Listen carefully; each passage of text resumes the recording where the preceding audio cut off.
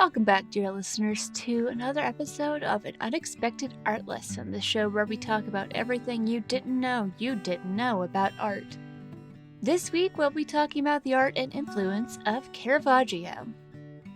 Moving from the Calling of St. Matthew to, well, let's just go with, if the first was Last of Us level lighting, this week we're going to Mortal Kombat. This is Judith beheading Holofernes. Calling of St. Matthew kind of played more as a mastery of psychological narrative. Judith beheading Holofernes is more, let's just go with direct.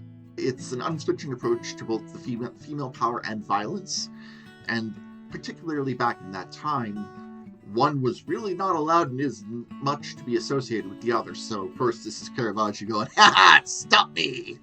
This particular work currently housed in Rome's Galleria Nazionale d'Arte Antica. Caravaggio captures the biblical story of Judith, a Jewish widow who saves her people by seducing and beheading the Assyrian general Holofernes. Yeah, girl. I have a new hero. And I broke my co-host. Girl had a mission, girl achieved mission. Mm-hmm. Traditional depictions here often show Judith as delicate and reluctant in her action, despite her being a heroine for this. Caravaggio instead gives us a much more direct way of going, you know what, I'm pretty sure Judith had enough of this guy as it is. So her face shows more determination mixed with revulsion as she saws, and I will again say this for you who are listening, saws, not chop. Saw.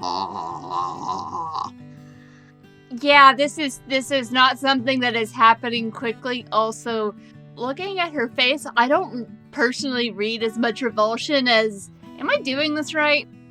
Revulsion at not knowing if she's doing it right. An older woman, it's just makes me think of when I'm cooking with my grandmother and I have her check to make sure I've done something right, except for this woman who's doing it with the beheading of a half-naked man. Yep.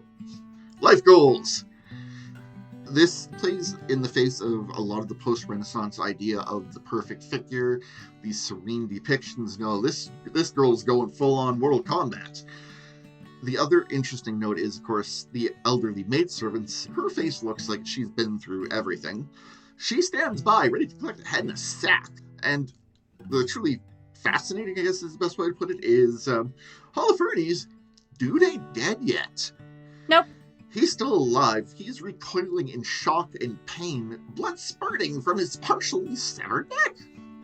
It's vivid, but not gory.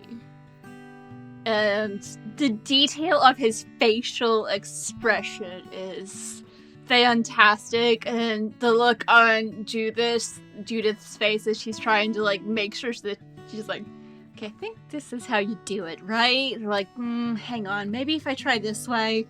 And the old woman's like, yes. He deserved it, and I'll help get rid of the body. And also, Judith is she's so pretty. Her hair, she's gorgeous. With her grumpy old lady maidservant who is ride or die, will help dispose of this body. I'm permanently updating my notes on that to actually have her dubbed as the ride or die lady. Excellent. Brianna is exactly on point with this, though. The fact is that Judith is not being this porcelain figure. This is... no. She looks alive. The dress is not, perfectly folded. It's crinkled. It's working with her body as she's actually chopping through this dude's head. The hair still has Caravaggio's softness, and it both looks real but powerful at the same time. Which, in comparison to how stilted figures usually were depicted at that time, this says something. Yeah, you can see down at the bottom, it looks like a lot of the skirt of her dress has been, tucked in such a way that it's not going to get blood on it, because they didn't have hydrogen peroxide to get the blood out of clothing. And who knows how much work it was to do back then. Mm-hmm. The dynamics of the fabric with the red that I believe would be probably a curtain up at the top and the sort of like whitish, almost purple, but that could just be because of the gray shading of the pillow and the sheets that he has clenched in one hand as he is trying to get away from the woman who has him by the hair or ponytail, I think, and is just casually sawing his head off, hoping that he will stop screaming soon, and regretting the fact that she's going to have to replace her bedding, because that's a lot of blood. This is why the tactical man bun is at a disadvantage, folks. Indeed. A helpful tip for not being kidnapped is if you have your hair in a ponytail, that's easier to grab. Oh, yeah. There's a reason I know these things. I will nod sagely and go, ugh, humanity. But speaking of humanity, the fact is that this horrific scene, Caravaggio is presenting it with both heroism and, well, again, Judith's humanity. She is, despite, well, her possible unfamiliarity, ergo the sawing the head thing, this painting doesn't flinch from the graphic nature of the act. But with the dramatic lighting, it elevates the scene from merely violence to something mythic. And it really does help give not just this one-dimensional female warrior, but a fully human woman confronting the necessity of violence. Sometimes that is the best answer that has the least side effects, I guess. She woke up and she chose violence. She chose planned out violence. It is stunning on a couple of levels. It just shows maybe don't mess with women. That's a solid example right there. Exactly. And before I get myself in more trouble, we should move on to the next painting. Let's move on to another painting before we start going into a slightly darker topic of conversation. Fair enough. Each one of these pieces has been chosen for Caravaggio depicting something phenomenal at the time. The Calling of St. Matthew, of course, is his ability of light and shadow, and of course psychological storytelling. Judith's beheading of Holofernes is more the ability to capture female strength and complexity, and violence. The Conversion of St. Paul shows his ability to make up these very dramatic compositions. This particular piece is found in the Sarasi chapel of Santa Maria de Popolo, and again, anyone from that area is listening, I apologize. Please feel free to message me on how to find that, how to correct that. This painting, though, does depict the moment when Saul of Tarsus, persecutor of Christians, is struck down on the road to Damascus and converted to Christianity. Oh, so that's what's going on. There's a lot going on in this painting. Yeah. Got a couple of people that look like they're trying to help, but the guy with the helmet and the sword is about to shank them while there's a half-naked man that I'm assuming is supposed to be Saul, collapsed on the ground with his hand over his eyes like he just got pepper sprayed. That is correct on all fronts. And there's a very confused horse that is not a big fan of all of the panic going on. Yeah, I go with the horse's idea of cheese it. So, Caravaggio continuing his kind of contrast against the religious iconography. Usually this particular scene shows Saul as pious and dignified. The fanfare angels of like the cherubs or the individuals in the robes, and the beams of light, which again, if he does a beam of light, usually it has a lot of shadow and probably wouldn't quite work. Caravaggio takes a different approach on this, which helps this piece stand out. Saul lies flat on his back, arms turned upward in surrender, while his massive horse, which is ironically mostly cropped out of this frame, is held by an elderly groom who notices something of a spiritual transformation with Saul. What's striking, though, is how Caravaggio does invert these expectations. The central action is at the bottom of the canvas, with the majority of space given to the horse's flank and the darkness. I'm trying to figure out what the two figures in the upper right-hand corner is. A potential thought is the larger figure whose face is more in shadow. Could that maybe be Jesus? reaching out to Saul and being held back by an angel with the younger figure? Or just being reminded, no. Just like, okay, we did the thing, now we can go. I'd say that's a valid read, considering the face does show a striking similarity to the calling of St. Matthew, and similar gestures.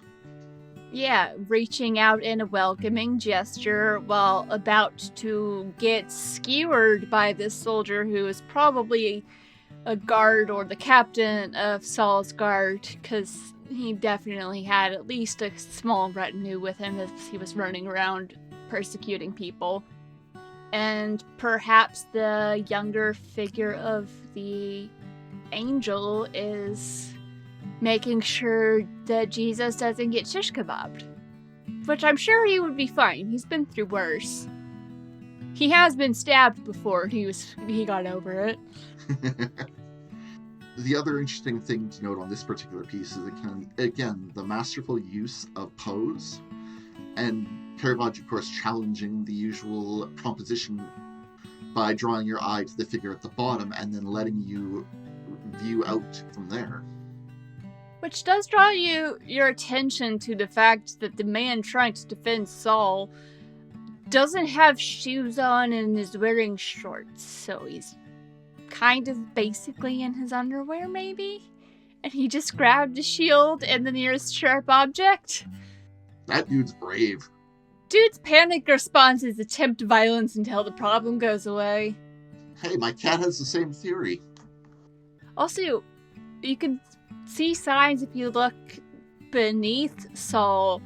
He did have a pretty gorgeous red robe on. But it's almost completely off his body. Of course, again, Caravaggio's usual hallmarks here. Chiaroscuro, which is the use of the light and shadow. The very well-defined figures, and even look at the work he did on the horse. Like, being able to properly contrast those muscles is... Yeah, the facial muscles and the muscles in the leg. You can see the bit, and there's some froth coming out of his mouth, too. Maybe he's just tired, or maybe that's a bit of panic, but there's some froth coming out of the mouth. You can see where the bridle goes along the side of the head, and where the mane is sticking out. There's even, if you look closely, you can see the bits of the mane that have been slightly flattened by the bridle, as well as the parts that stick out underneath that. Caravaggio proving he has technical complexity mastered. And me proving that I am familiar with horses. I took lessons in, high school. It's been forever. Yeah, I was a horse girl growing up. I was very sad I never got to be one of the horse girls from the movies. Also, another fun example of the details in this is the feathers. The feathers in the dude's helmet. Oh, yes. Again, another kind of technical achievement to prove that just with how being able to feather out the feathers as they are, it's especially being able to have them show weight, but at the same time look airy like that is definitely a time-consuming process, I would suspect. Oh, I bet. But they look so fluffy. The final piece that we do have is David with the head of Goliath. Again, Caravaggio. Dude has never kind of stepped away from, well, the reality of war and violence. Ironically enough, this was he was on the run for killing someone. I don't think I have ever seen David depicted this young. He looks like the child that he would have been in the story. Also, Goliath's head is the size of his torso, but before we get distracted in the analysis, give us a little background on it. This has the biblical hero David, which now I've discovered is normally not portrayed this young, holding the severed head of the giant he has defeated. But unlike the kind of more traditional methods of this particular scene being depicted, Caravaggio's David looks at the head with melancholy, a little bit of pity, and it almost looks like he didn't want it to end this way. That also plays into a little bit more of the identity of Goliath. The interesting fact is that the face that David is holding, of course, the mythos of Goliath, is actually he used his own face as the reference. Eyes still open in this death stare, mouth contorted in what may be pain or regret, blood dripping from the neck in this much less the stylistic and much more the real grisly effect instead. You mentioned the mouth being twisted. That kind of looks more to me like, without you thinking about like what you're doing with your face, it looks like his mouth is just like hanging open because none of the muscles are telling. His brain is not able to tell the muscles in his face to not. And it might have gotten jostled open while David was chopping his head off. Because I'm not sure how much a little shepherd boy would have experience with chopping the head off of a giant. Although, not gonna lie, proportion-wise, Goliath's head in this, it could just be me, feels more like the head of just a grown man being held by a 12-year-old. Ah, another interesting read. A very scrawny 12-year-old. You can see his ribs.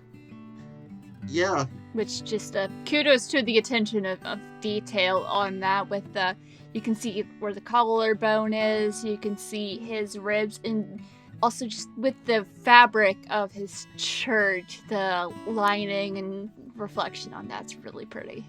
Mm-hmm. This particular piece, a lot of art historians believe this is Caravaggio's kind of final run, the self-repentance. Him admitting that, okay, maybe I screwed up a few times. Maybe I'm not the hero. I know how to tell the story. I know I'm not the hero. And if I'm remembering correctly, in the Bible story, David took on Goliath with a sling and some stones. And the sword that he used to cut off Goliath's head was Goliath's sword. It almost looks like it might be a short sword. At least that could just be because of the lighting, but it doesn't look like a particularly large blade that he has. That this child used to cut the head off of a man in front of the entire army of Israel who were not brave enough to face Goliath, so they let this child do it. Maybe instead of Goliath's sword, it's Goliath's letter opener? I think it's a sword. I mean, just looking at the proportion sizes of the head. Yeah, that's fair. It is definitely a fascinating piece, though, and the interesting way Caravaggio leaves the art world with his own unique take on storytelling and grisly focus on realism. Fun fact is, growing up, I had a phase where I was fascinated with the story of David and Goliath, as well as David becoming king. We're just learning a lot about the phases I went through as a kid. It's nice to see it acknowledge just how young he was. He was just a kid. He was the youngest. He was not considered important by a lot of people in his family. He wasn't there to fight in the war. He was just bringing his siblings food when he saw the situation where Goliath was challenging the army. It's like, hey, you won't have to fight the army, just fight me. If you win, we'll leave. And no one took him up on it. Or a couple people did, and it didn't end well for them. So there's this entire army not answering this challenge, and then this child wasn't supposed to be there. Answers it.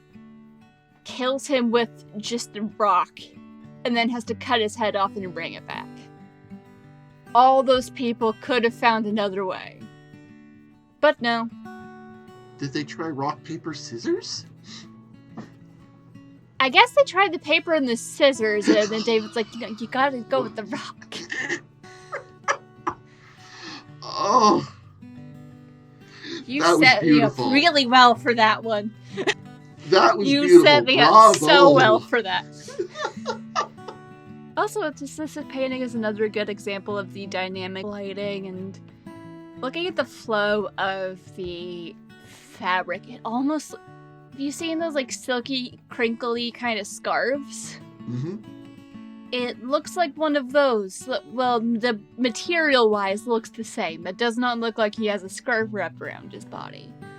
But that's what I think of when I look at the way the material flows and looking at the line work and the difference in the shadows. It looks like it's a very smooth, crinkly material.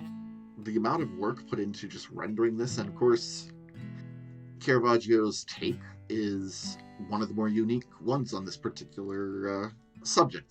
The artistic choice to have the background just be that solid black makes David and Goliath's face stick out that much more, as well as the sword.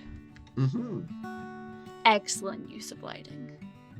The encroaching void could be Caravaggio's own take, but it's also at the same time, it brings attention to the grisly nature of this particular scene, that a kid had to go kill a giant. Yeah, Caravaggio has done some stunning work. Also, fun fact, dear listeners, there is a website, caravaggio.org, where you can see many of his paintings. The name will be in the podcast episode title, but I can also spell it for you. CARAVAGGIO.org. I found it while Googling to pull up the reference pictures. Excellent. As well, we should probably mention the Substack too, considering there's more stuff on Caravaggio and Bosch to be found there. Yeah, we're now on Substack, where Watson has been posting about a topic that he's particularly interested in. Well, it's a character and a topic that he's interested in. If you would like to share more about that, since this is your little passion project. The Substack can be found at anunexpectedartlesson.substack.com. We will also make sure that this is featured on our show page as well. The first one we are going to be talking about, of course, is Crossbreed Priscilla and the Painted World. We did touch on this a bit when we talked about Bosch, but it is still one of the most haunting scenes or areas of Dark Souls that I felt deserved a little bit more time to talk on. And it is truly fascinating and haunting and gorgeous, and might end up being a book of its own. We'll see. Have I mentioned I'm a hyper-creative workaholic? I am also ambitious. And I'm easily distracted. Very much so. Thanks for listening to this week's episode of An Unexpected Art Lesson, the show where we talk about everything you didn't know about art. Stay tuned next week to hear Watson and I continue discussing the art and influence of Caravaggio. If you like what we're doing, you can follow us on social media and join the conversation over at An Unexpected Art Lesson on Threads, Blue Sky, and Substack. And you can also support us over on Patreon. Get early access to episodes and other fun things at patreon.com/anunexpectedartlesson.